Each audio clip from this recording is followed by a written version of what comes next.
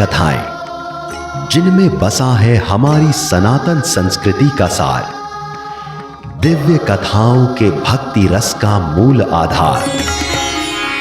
आर्यवर्त, भारत का स्वाभिमान। सब्सक्राइब करें।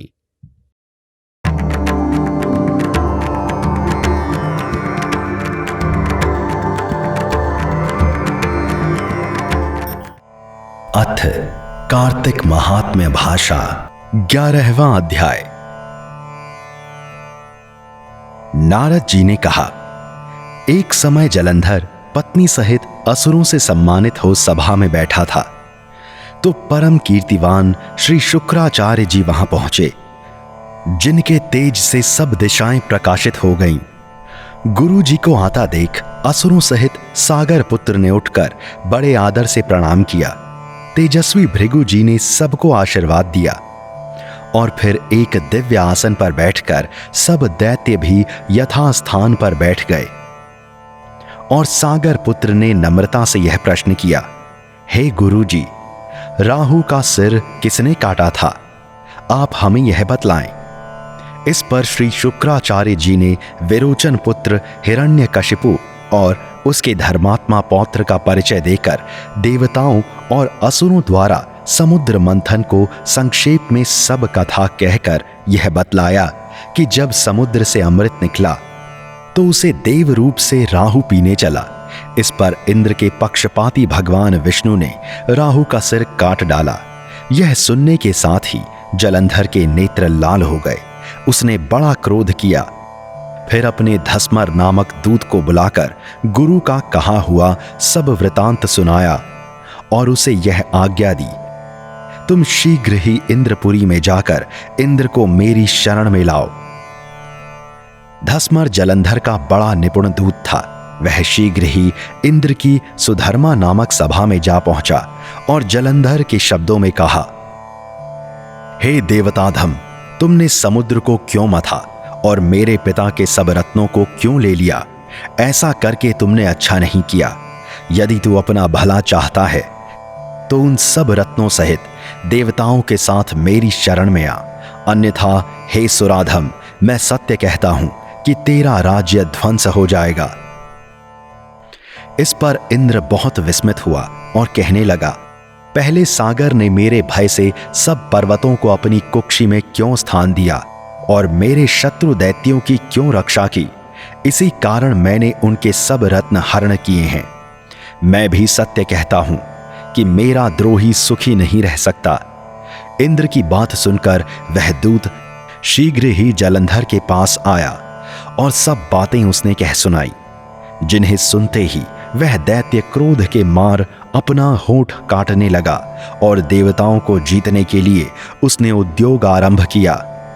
फिर तो सब दिशाओं तथा पाताल से करोड़ों दैत्य उसके पास पहुंच गए।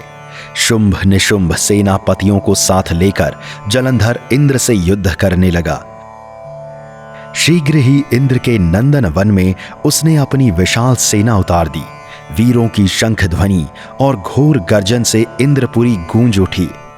अमरावती छोड़ देवता उनसे युद्ध करने चले। भयानक मार काट हुई। दोनों पक्षों के आचार्य अपने अपने मृतकों को जिलाने लगे। असुरों के आचार्य गुरु शुक्र अपनी मृत संजीवनी विद्या से और देव गुरु बृहस्पति द्रोणागिरी से औषधि लाकर मुर्दों को जिलाते रहे। इस पर जलंधर ने अपने गुरु शुक्राचार्य जी से क्रुद्ध होकर कहा, मेरे हाथ से मरे हुए देवता जी कैसे जाते हैं? जिलाने वाली विद्या तो सब आपके पास ही है, फिर यह क्या बात है? इस पर श्री शुक्राचार्य जी ने देव गुरु श्री बृहस्पति जी द्वारा द्रोणागिरी से औषधि लाकर देवताओं के जिलाने की बात कह दी। यह सुनकर जलंधर और भी क्रुद्ध हो गया। श्री शुक्राचार्य जी ने कहा, क्रुद्ध क्यों होते हो? यदि शक्ति हो तो द्रोणागिरी पर्वत को उखाड़कर समुद्र में फेंक दो, तब मेरे कथन की सत्यता प्रमाणित हो जाएगी। इस पर जलंधर क्रुद्ध होकर शीघ्र ही द्रोणागिरी पर्वत के पास जा पहुंचा और अपनी भुजाओं द्वारा उसे जड़ से उखाड़कर समुद्र में फेंक दिया। यह भगवान शंकर का तेज था। इसमें जलंधर की कोई विचित्रता नहीं थी। पश्चात यह सागर पुत्र युद्ध भूमि में आकर बड़े वेग से देवताओं का संहार करने लगा। जब बृहस्पति औषधि लेने के लिए द्रोणागिरी पर्वत पर पहुंचे तो द्रोणागिरी की जगह वहां पर उन्हें सूना मैदान मिला। तो वह भयभीत होकर देवताओं के पास आए और यह कहा कि युद्ध बंद कर दो, तुम लोग अब जलंधर को नहीं जीत सकोगे। पहले इंद्र ने जो भगवान शंकर का अपमान किया था, यह उसी का फल है। यह सुनकर देवता युद्ध की आशा त्याग अत्यंत ही व्याकुल हो इधर उधर भाग निकले।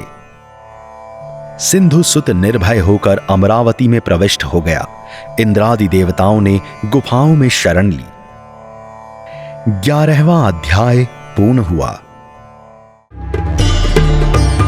नारायण की भक्ति रस के लिए सब्सक्राइब करें।